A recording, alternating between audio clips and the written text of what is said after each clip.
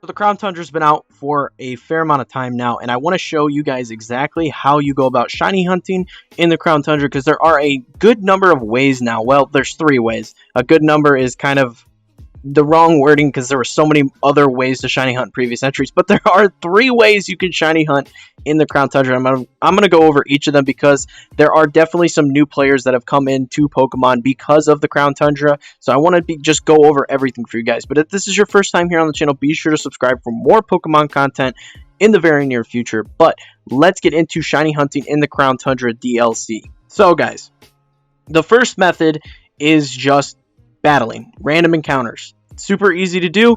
It's not very complicated. The problem is this is the least effective shiny hunting method available, and I'm going to get into all this. So let's say you want to shiny hunt. Oh, where's something fun? Let's say you want to shiny hunt a Abomasnow, okay?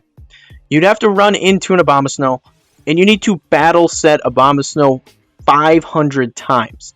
After battling the Abomasnow 500 times, it'll then increase your odds of encountering a shiny to 1 out of 682. After you've battled it 500 times, you don't have to continue battling it. You've already got your 1 out of 682 odds.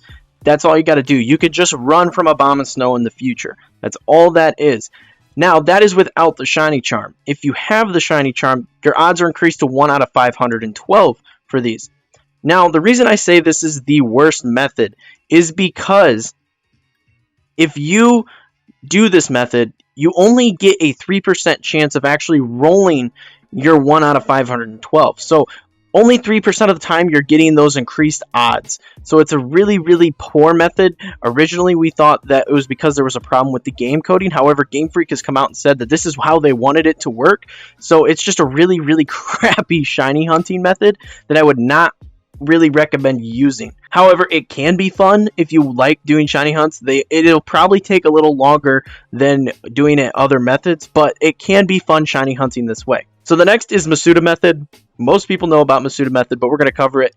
In the Crown Tundra, there is not a daycare for you guys to use, so you can't do Masuda method here in the Crown Tundra. What you have to do is come up to a daycare. It doesn't matter which one you use. You can use the one on Route 5 here, or you can use the one in the wild area. I prefer the one in the wild area. So, what the Masuda method is breeding Pokemon from 2 separate languages. That means in my situation, I have a Japanese Ditto that I breed with any English Pokemon that I catch in my English game of Pokemon Sword and Shield. That way, they're 2 different languages, one in English, one in Japanese.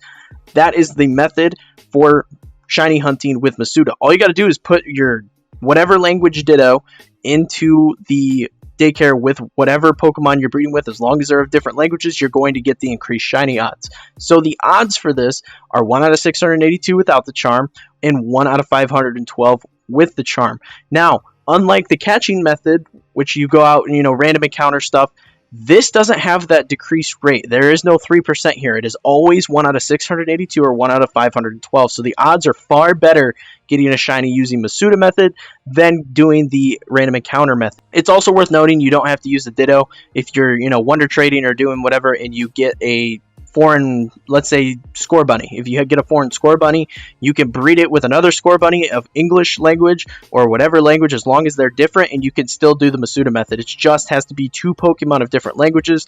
The only reason I recommend a Ditto is because Ditto can breed with every Pokemon. So if you can get your hands on a foreign Ditto, super, super helpful. That is Masuda method. However, in the Crown Tundra, we got a new method of shiny hunting, which is really, really awesome, and the odds are really freaking good. So let's talk about that one. So to do this, you just do the Dynamax adventures. That is the big thing. So you're going to come right over here to the slippery slope. You're going to run in here to this max layer, and you're going to come and talk to the scientist here and do these Dynamax adventures. Now, the odds for the Dynamax adventures are really freaking good without the shiny charm. It is a 1 in 300 chance that you get a shiny Pokemon in one of these. With the shiny charm, it's a 1 out of 100 chance that you get a shiny Pokemon out of these. Now, you can catch 4 Pokemon in this Dynamax adventure. And every Dynamax adventure, you battle 3 Pokemon, you catch all 3 of those, and you battle a legendary and you catch that. This means that 1 out of 100 chance that you get a shiny Pokemon is now brought down to 1 out of 25 if you catch all 4 Pokemon in the Dynamax adventure, which is huge. Those odds are super good. Like tonight, I did a stream and I was doing Dynamax Adventures with my viewer, and we all got shinies tonight. Everybody got a shiny, and it was freaking awesome. I got a shiny Whimsicott. Another viewer got a shiny G-Max Duraludon. So there is a very, very good chance that you get a shiny if you're doing these regularly. And it is a fantastic method. Now, it's worth mentioning, all of these are 100% catch rates, so don't worry about using, Master Balls on the Legendary. Don't waste your Master Balls doing that. Also, the Legendary at the end of the Dynamax Adventure can only be caught one time. So that means if it's not shiny and you're trying to shiny hunt it, do not take that Pokemon out, because then you will not be able to obtain it within a Dynamax Adventure again. So if the Legendary isn't shiny, leave that Legendary behind, take another Pokemon out of the raid. Do not take the Legendary if it's not shiny and you're trying to shiny hunt, because you'll screw your whole system up. But those are all the methods.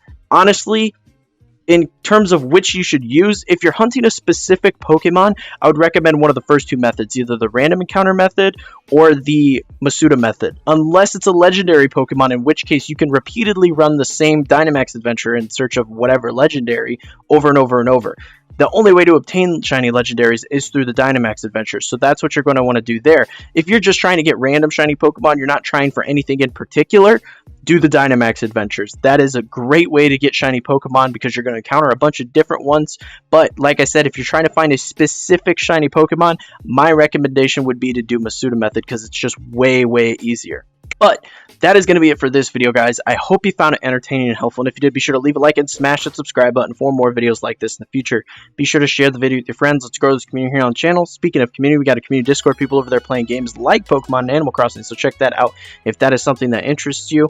I do stream over on Twitch, like I said. We were streaming Dynamax Adventures tonight, and I was playing with viewers, so go over there and check that out if that's something that interests you. And all my other social medias should be on screen here at this point, so if you're interested in keeping up with me, this channel, the stream, anything like that, check me out there as well. But like I said, that's all I have for you guys today. Thank you so much for watching. I'll see you all in the next video.